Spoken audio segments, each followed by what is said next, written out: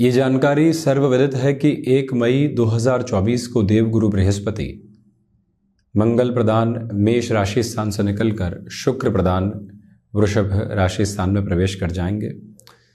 वर्तमान समय में जब 26 फरवरी 2024 को ये कार्यक्रम हम आपके समक्ष प्रस्तुत कर रहे हैं, तो प्रत्येक राशि के महानुभावों के लिए देवगुरु बृहस्पति की जो अंशगत व्यवस्थाएं हैं वो अब मेष राशि में बिल्कुल अंतिम चरण के साथ में चल रही है।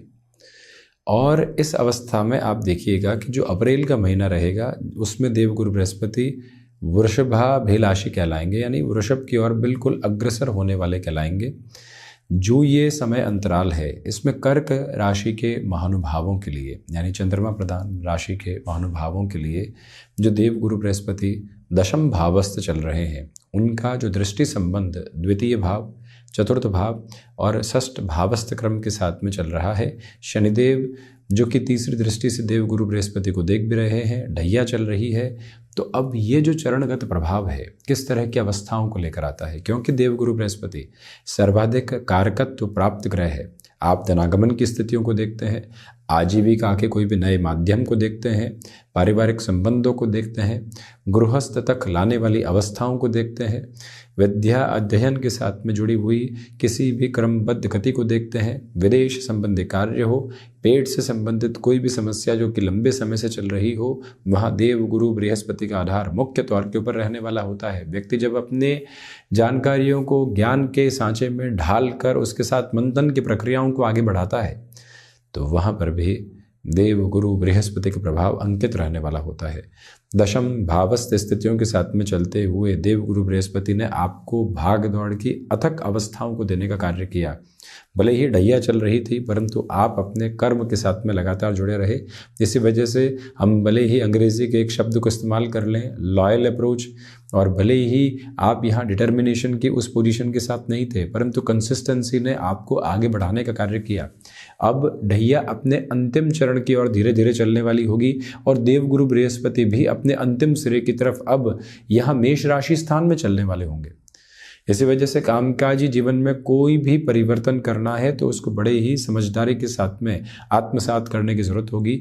जो आपने खुद को मैनेज करने के साथ में डिसिप्लिन के अप्रोच को लेकर चलने का कार्य किया, अंततो गत्वा वो सिरा आपको यहाँ निर्बाध गति के साथ में आगे बढ़ाने वाला होगा, जहाँ से छोटी छोटी बाधाएं हटती चली जाएगी और आप अपनी यात्रा को व्यवस्थित क्रम के साथ में देखने वाले होंगे। दशम भावस्थ देवगुरु बृहस्पति की जो स्थितियां चल रही है, आप देखिएगा कि एक तरह से नवमेश दशम भाव में है।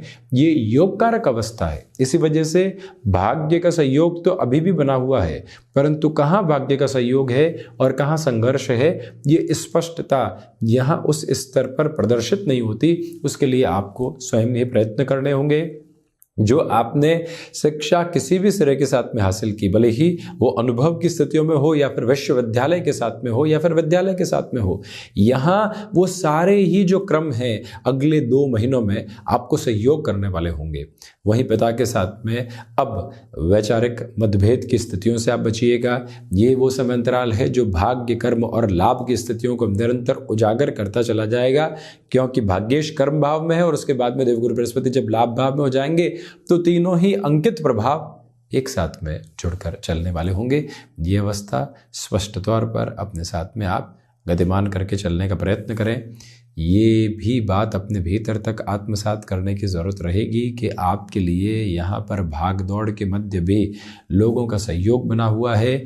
जो चिंताएं पिछले 9 से 10 महीनों से आप लेकर चले हैं, इन 2 महीनों में भी उनका कंटिन्यूअस फ्लो रह सकता है, परंतु जो बिगड़ने वाली स्थितियाँ होती है या कहीं पर भी बहाव के साथ में नकारात्मक होने वाली स्थितियाँ होती है, वो बिल्कुल भी मौजूद नहीं है। इस एक अवस्था को अपने साथ में सारगर्भित तौर पर आप महसूस करने वाले रहेंगे। स्पष्टता इस बात की भी अपने साथ में रखें कि आपके लिए व्यापारिक जीवन में जो ऋण संबंधी स्थितियां लंबे समय से गिरी हुई थी, क्योंकि देवगुरु बृहस्पति 9वीं दृष्टि से षष्ठ भाव को देख रहे हैं कर्क राशि के महानुभावों के लिए, ऐसी अवस्थाओं में व्यक्ति ऋण के भारीपन को और अधिक हावी नहीं होने देता, वहां से मुक्त प्रवाह को अपने साथ में लेकर चलने का प्रयत्न करता चला जाता है। ये ताकत एवं तीव्रता भी आप अपने साथ में निरंतर रखने वाले हैं। इस बात को अपने भीतर तक जागृत करके रखने की ज़रूरत है कि जो निर्णय आपके साथ लंबे समय से अटके हुए थे आर्थिक भार को कम करने में, उसको तीव्रगामिता के साथ में अपने साथ लेकर चलने की ज़रूरत रहने वाली होगी। जो यहाँ पर आप मोटापे से संबंधित स्थितियों से परेशान रहे हैं, ये समय अभी भी अव्यवस्थित कर सकता है, उससे संभलें। शत्रु पक्ष बिल्कुल भी हावी नहीं है, क्योंकि देवगुरु की जो 9वीं दृष्टि, अमृतमयी दृष्टि षष्ठ भावस्थ क्रम पर है, तो पूरी ताकत बढ़ा रही है।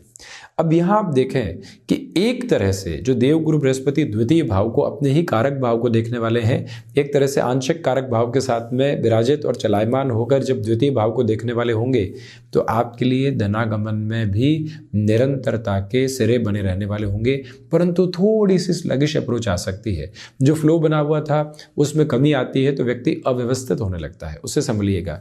पारिवारिक पक्ष के साथ में जो लंबे समय से आप कुछ घर्षण देख रहे थे, नकारात्मक प्रवृत्तियों के स्तर को देख रहे थे, उससे हटकर भी यहाँ पर आप खुद की गतिशीलता को बढ़ाने वाले होंगे कम्युनिकेशन में, क्योंकि सूर्य राशि स्थान को देवगुरु भी देखने वाले और शनिदेव भी देखने वाले, इसलिए कम्युनिकेशन में स्टर्न प्रोस्पेक्ट रखने से बचें। बहुत ज़्यादा स्पष्टता अभी भी रखने की ज़रूरत नहीं है। कई बार डिप्लोमेसी को अपनाकर चलने की ज़रूरत एक व्यक्ति को होती है।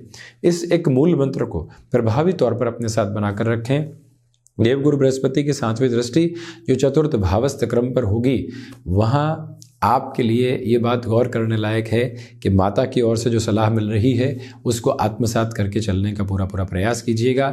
ये वो समय का सिरा है जहाँ पर लोगों के साथ में जो रिएक्शंस बने हुए थे, अब वो धीरे धीरे कम होने वाले होंगे। भूमि संबंधित किसी भी बड़े निर्णय की तरफ अभी भी आप यदि गतिमान होना चाहते हैं तो देव गुरु बृहस्पति का दृष्टि निक्षेपण पूरे सहयोग के क्रमिक आधार को अपने समक्ष रखने वाला होगा।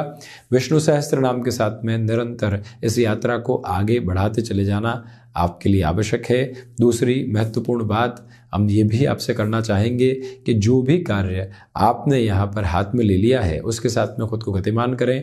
देवगुरु बृहस्पति अपने मूल त्रिकोण को देख रहे हैं, सूर्य राशि स्थान को देख रहे हैं। इसी वजह से जो आप अपने साथ में स्थिरवादी रहते हैं वहीं से सहयोग मिलता चला जाएगा। चेंजेस के प्रति थोड़ा सा अवर्जिव रहने की रिक्वायरमेंट रहेगी। गृहस्थ पक्ष की ओर से बेहतर खबरों की उम्मीद है। आध्यात्मिक प्रवाह आपको पूरे तरीके से सहयोग के केंद्र बिंदु के साथ में लेकर चलने वाला रहेगा। कोई भी रुकावट एवं बाधा वहाँ से नहीं। कमीशन संबंधी कार्यों में बेहतरी, विदेश संबंधी कार्यों में अभी भी आपके लिए स्लगिश अप्रोच रह सकती है। इस एक बात को जितना आप गहराई से समझकर चलने वाले होंगे उतनी बेहतरी स्वयं के लिए यहाँ आती चली जाएगी। देवगुरु बृहस्पति का अपने मूल त्रिकोण से नवम पंचम बनाना ये प्रदर्शित करता है कि किसी फाइनेंशियल इंस्टीट्यूशन के साथ में आप हैं या किसी ऐसे कार्य के साथ में है जो एकेडमिक्स के साथ में जुड़ा होता है, वहाँ से फ्लो में और ज़्यादा कंसिस्टेंसी आपके लिए रहने वाली होगी। मुखर स्तर पर उस गतिविधि को भी अपने लिए संचालित करके बढ़ने का प्रयास करते चले जाइएगा। ये स्पष्ट बात अपने साथ में केंद्र बिंदु में ज़रूर आप रखने वाले रहें। जो लेखन संबंधी कार्यों के साथ में जुड़े हुए महानुभाव हैं उनके लिए जो लंबे समय से अटकाव था अब वो भी हटता चला जा रहा है। हैंडीक्राफ्ट संबंधी कार्यों में अभी भी अगले 2 महीनों तक आपको सावधानी बरतकर निर्णय की तरफ जाने की ज़रूरत रहने वाली होगी। ये मूल मंत्र अपने भीतर तक अवस्थित करके रखने का प्रयत्न आप ज़रूर कीजिएगा। तो ये था देवगुरु बृहस्पति का अंतिम चरणबद्ध स्थिति में यहाँ मेष राशि के साथ में चलायमान क्रम, जो कि कर्क राशि के महानुभावों के लिए वर्णित हुआ। हम ऐसी चर्चाओं के साथ उपस्थित होने का प्रयत्न करते रहेंगे। धन्यवाद एवं कोटिशः आभार।